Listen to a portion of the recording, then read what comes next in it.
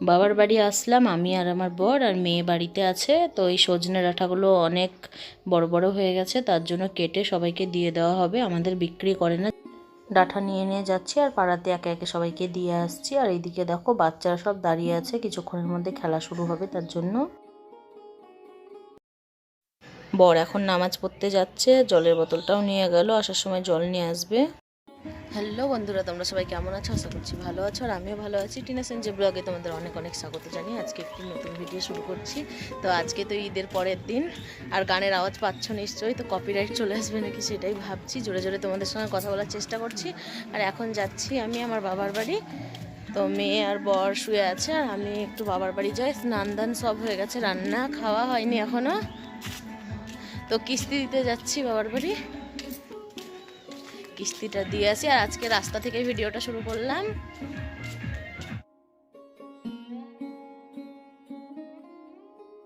যা যা কাজ ছিল সব মিটিয়ে এবারে বাড়ি যাচ্ছি। আর বাড়িতে এসেই দেখছি আমার মেয়ে উঠে পড়েছে ঘুম থেকে, আর আমার বর ফোন দেখতে দেখতে ঘুমিয়ে গেছে।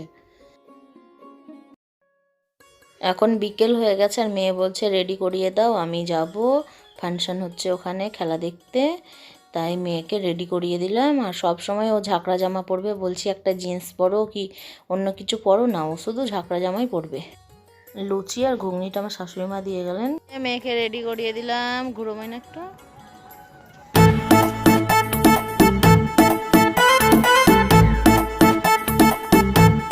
তো বন্ধুরা আমি রেডি হয়ে গেলাম, আর মেয়ে তো চলে গেছে, আর সবাই ডাকাডাকি করছে, তো যাই।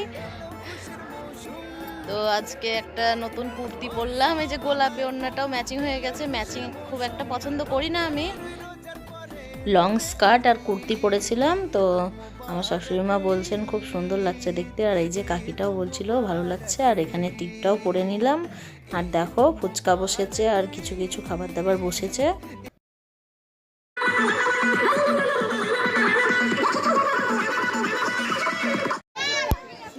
তুমি কোন স্কুলের ম্যাডাম সেজেছো? আমি হাই স্কুল। তাই? আর তুমি কি সেজেছো?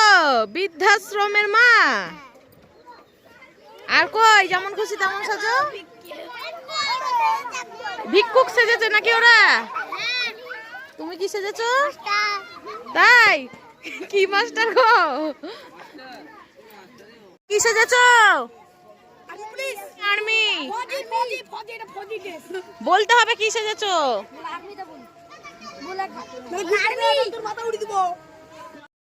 এই যে টিপ পরেছিল না, চশমা পরেছিল না, তো বললাম এগুলো পরার জন্য, তাহলে বেশি ভালো লাগবে দেখতে। তো এই যে পরে এসছে, কেমন লাগছে অবশ্যই জানাবে তোমরা।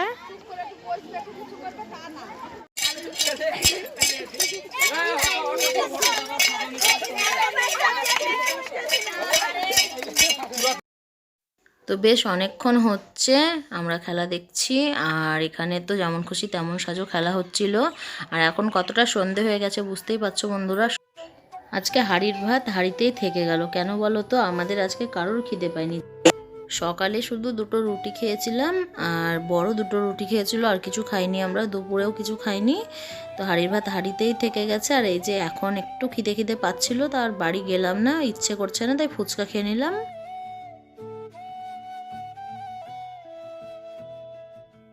যে যেটা সেজেছে সেটার সম্পর্কে জিজ্ঞাসা করা হচ্ছে এখন। কি নাম তোমার? কেন এই অবস্থা কেন হলো?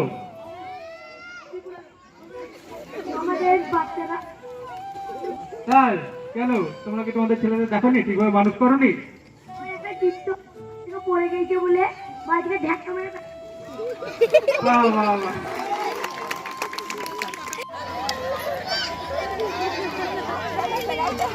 ভালো, খুব ভালো। একটু জোরে হাত তালো।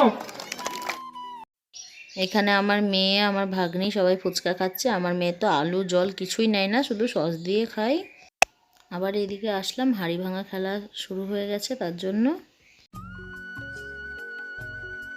এবারে সবাই পাঁপড় খাচ্ছে, তাই আমার মেয়েও বলছে পাঁপড় খাবো। তো এই পাঁপড়গুলো আগে 5 টাকা পিস ছিল, এখন কিন্তু 10 টাকা করে দিয়েছে।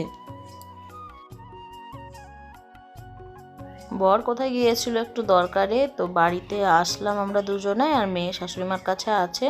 তো কিছুক্ষণ পরে আবার যাব, দেখি কিছু খাওয়া দাওয়া করবে নাকি, তাই বলে আসলাম। আর এই যে আবারও আমরা চলে আসলাম, মেয়ে এবার গল্প শোনাচ্ছে, কলা গাছে ওঠা হবে কালকে তাই। তো একটু ফাঁকাতে বসে আছি, পাঁচিলের ওপরে একটা সাঁকোর ধারে বর আর আমি দিয়ে খেলা দেখছিলাম দুজনে। আর বড় প্রোগ্রাম, বাইরে থেকে লোকজন আসবে রবিবারের দিন। এখন মোমবাতি ধরানো প্রতিযোগিতা হচ্ছে। দোকানে আসলাম, বর জিজ্ঞেস করছিল কি খাবে, তো আমি বললাম জুস খাবো, কিন্তু খুব ঠান্ডা ছিল তার জন্য গরম জুস কিছুক্ষণ ডিপে ভরে হালকা ঠান্ডা হলো, তারপরে আমায় দেওয়া হলো। এখানে আমাদের পাড়ার বাচ্চারা বড়রা সবাই নাচানাচি করছিল, তাই কিছুক্ষণ দেখছিলাম। আর মেয়েও নাচানাচি করছে দেখো বাইরে।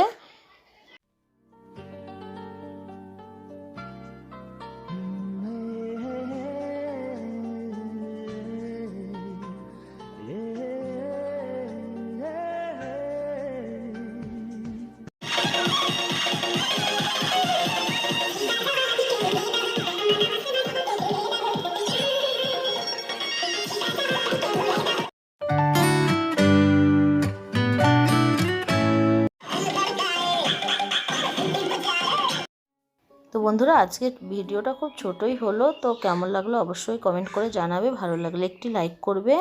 সবাই ভালো থাকবে, সুস্থ থাকবে। আবার দেখা হবে ঠিক 2:30 ততক্ষণের জন্য টাটা, বাই বাই।